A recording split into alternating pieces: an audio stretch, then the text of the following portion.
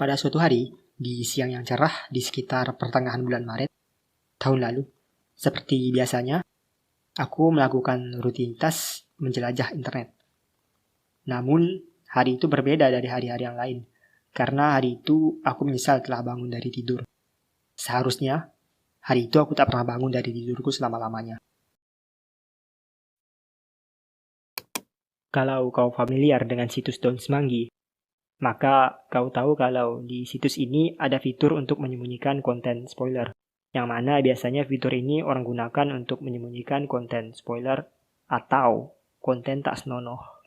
Menyembunyikan sesuatu cuma bakal bikin orang tambah penasaran. Maksud aku, memangnya hal buruk apa yang bakal menimpa aku kalau aku buka ini? Jadi ya, sama seperti hari-hari lainnya, sama seperti biasanya dengan santainya aku klik konten spoiler itu tadi untuk membuka rahasia yang ada di dalam kotak misteri tersebut. Lalu kemudian aku melihat isi yang ada di dalamnya. Oh, diri aku yang malang. Tak ada kalimat yang bisa aku gunakan untuk menggambarkan betapa menyesalnya aku atas keputusan aku ini. Jadi di situ, aku dipaksa buat nonton sebuah video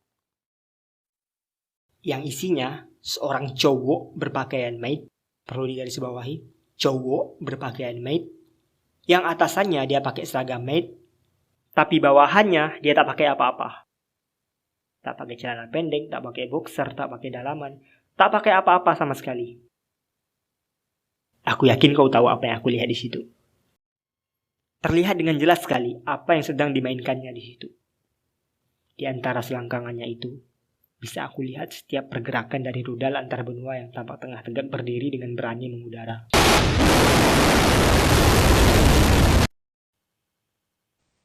Andai saat itu aku mampu untuk berpikir rasional, maka sebenarnya hal ini tak perlu dijadikan masalah.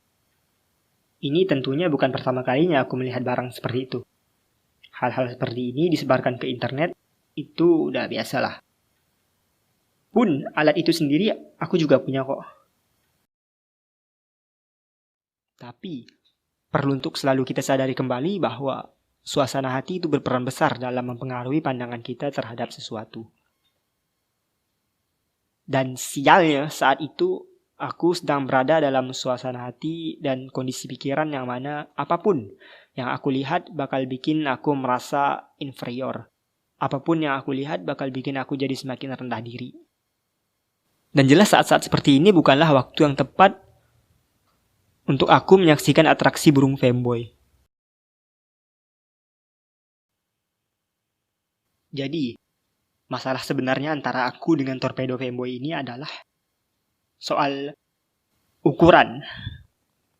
Ukurannya besar sekali. It's so big, like huge. Yang aku lihat di situ bukan pisang, bukan wortel, bukan timun, tapi semangka.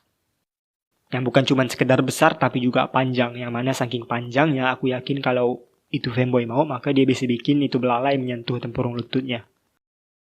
Kalau yang punya dahan pohon ini itu pria punya selera atau bintang film botol kecap, maka aku tidak masalah. Tapi ini femboy, sesosok makhluk yang tak yakin dengan gendernya sendiri. Ia yang alat kelaminnya laki-laki tapi malah menghabiskan waktunya buat jadi kucing jadi-jadian. Peliharaan om-om Discord. Ya, femboy.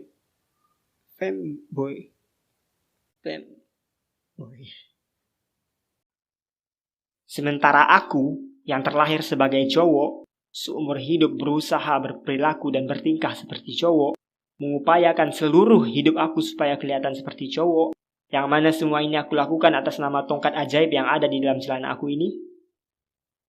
Semua itu rupanya tak ada gunanya.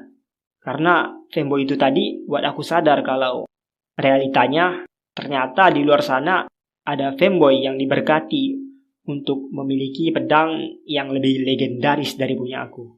Femboy ini dia punya Excalibur, sementara aku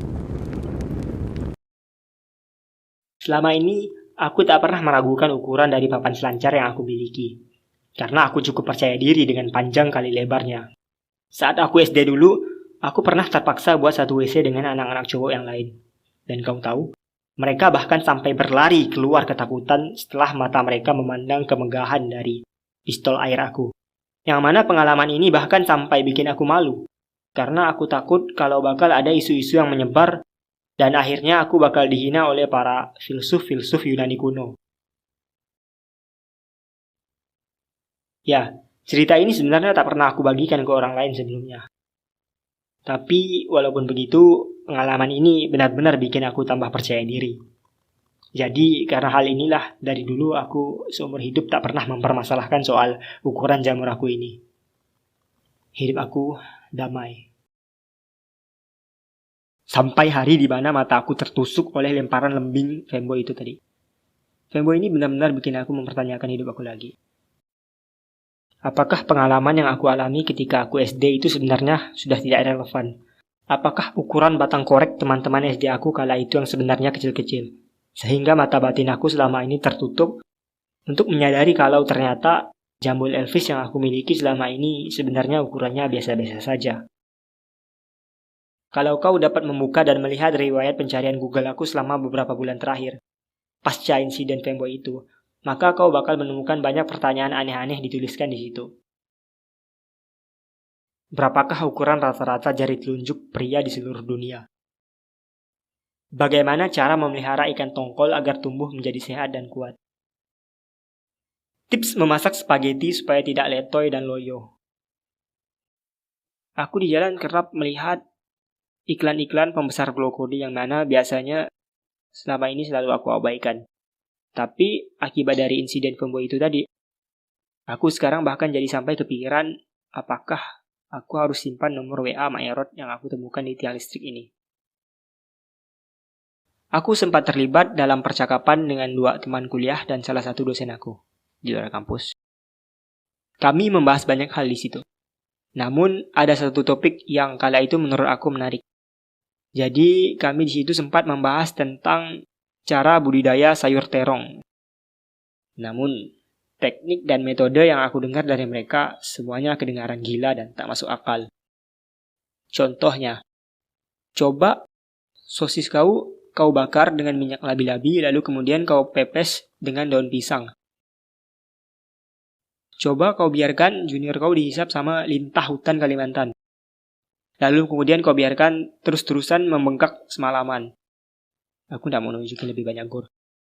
Dan masih banyak metode-metode ekstrem lainnya yang katanya kalau manjur maka Johnny kau bakal berubah menjadi Jonathan. Tapi kalau gagal maka ada kemungkinan besar kalau anaconda yang kau miliki bakal meledak dan harus diamputasi. Ya, cara-cara yang kedengaran terlalu barbar.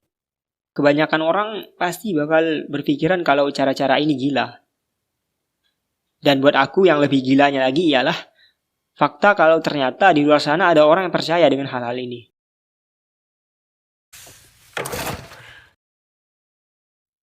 So ya, aku yakin semua cowok yang pernah melakukan riset dan penelitian tentang cara membesarkan berang-berang pasti udah tahu kalau jawaban dari pertanyaan terbesar dalam kehidupan para pria ini sebenarnya tidak ada. Karena faktanya secara ilmiah tak ada satupun cara non-pembedahan yang terbukti ampuh dan mujarab untuk dapat membesarkan si kecil Pedro. Kesimpulan. Jadi akhirnya setelah berbulan-bulan lamanya aku terombang-ambing dalam keraguan, bertanya-tanya tentang cara kerja dari redstone piston. Akhirnya aku pelan-pelan mulai menerima takdir dan kodrat aku apa adanya.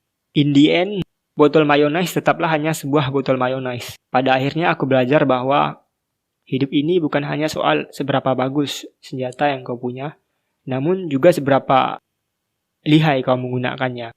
Tapi juga seberapa pandai kau memanfaatkannya. Itu apa yang aku pahami setelah baca manga Vagabond. Sekian dan salam damai.